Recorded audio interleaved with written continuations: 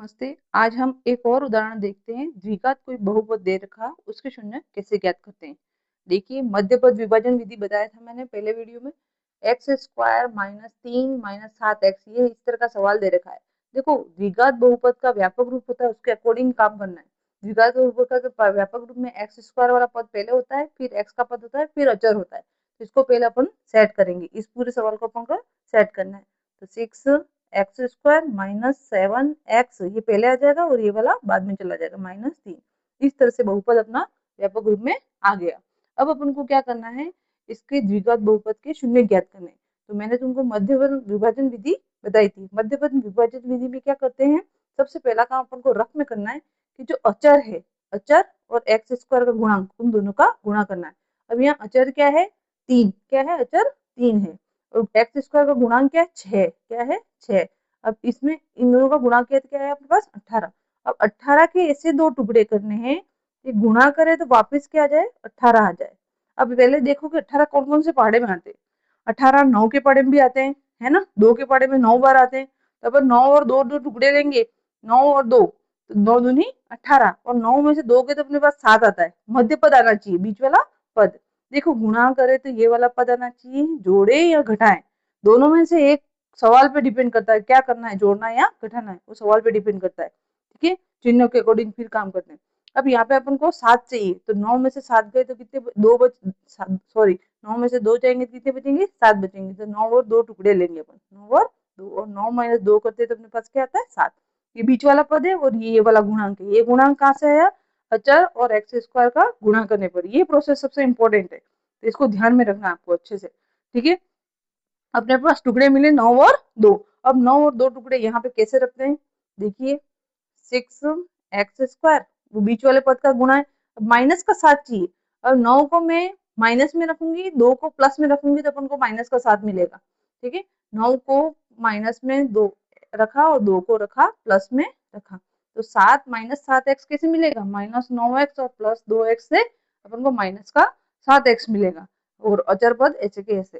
तो जो 3 पद वाला था वो कितने पदों में बदल गया, 4 पदों में बदल गया। अब दोनों पद आगे वाले, दोनों पीछे वाले, इन दोनों में कॉमन लेना है। अब कॉमन लेना आपको समझ में नहीं है तो एक स्टेप यही है कि एक स्टेप बढ़ाओ, इनके सबके टुकड़े कर दो, अभाज्य गुणनखंड कर दो। जैसे अभाज्य गुणनखंड 6 के करेंगे तो अपने पास मिलेगा 2 इंटू 3। x² के करेंगे तो x इंटू एक्स, तो ये पूरा 6x² है, उसको अपन ऐसे लिख सकते हैं, माइनस का माइनस। इसके करेंगे तो अपने पास आएगा 3 into 3 into x, plus 2 into x, minus का 3।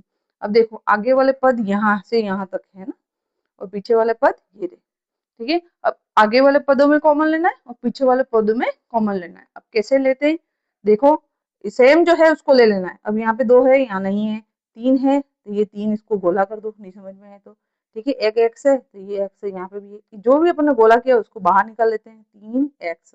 ठीक है, अब बचा क्या है यहाँ पे, वो निकल के गोले बोले तो 2x, और यहाँ बचा माइनस का 3। ठीक है, उसी तरह से यहाँ पे देखो, यहाँ पे कुछ भी कॉमन नहीं है तो 1 होगा, 0 मत करना। ठीक है, तो यहाँ कुछ कॉमन नहीं है तो क्या आया, 1। अब 2x बचा यहाँ पे और माइनस का 3। देखो, ये वाला ब्रैकेट और ये ब्रैकेट सेम हो चुका है, ये ब्रैकेट और ये ब्रैकेट सेम हो चुका है। हर सवाल में ये सेम होना जरूरी है। आपको कॉमन लेना है तो कॉमन के समय ये होना चाहिए कि जो ब्रैकेट ले रहे हैं वो क्या है, उसके मान क्या है अपने पास, सेम आए। अब इन ब्रैकेट दोनों सेम है तो दोनों को बाहर निकाल दो, वापिस 2x माइनस 3, और फिर यहाँ पे बचा 3x प्लस का 1। ये अपने पास दो गुणनखंड आ गए। इस बहुपद को सॉल्व किया तो अपने पास दो गुणनखंड मिल गए। ठीक है, इसको आगे अपन सॉल्व करते हैं। देखो, इन दोनों गुणनखंडों को अपन 0 के बराबर कर देते हैं। 2x माइनस 3 को 0 के बराबर, 3x प्लस 1 को 0 के बराबर। तो अपन को x का मान क्या मिलेगा, x बराबर, इसको बाई टी पी करेंगे तो प्लस का 3 हो जाएगा।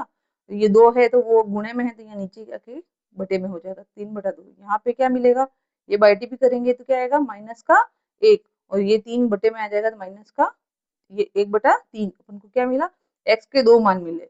एक तो मिला माइनस का 1/3 और दूसरा मिला 3/2। यही दो इसके क्या है, शून्य के। क्या है इसके शून्य। अगर इसको जांच करनी है कि शून्य के सही है कि नहीं है, तो आपको शून्य यहाँ पे फर्स्ट समीकरण जो सवाल है उसमें रख देना। एक्स की जगह क्या रखोगे, ये मान रखोगे, तो आंसर क्या आएगा, 0। आंसर क्या आएगा उसका, 0।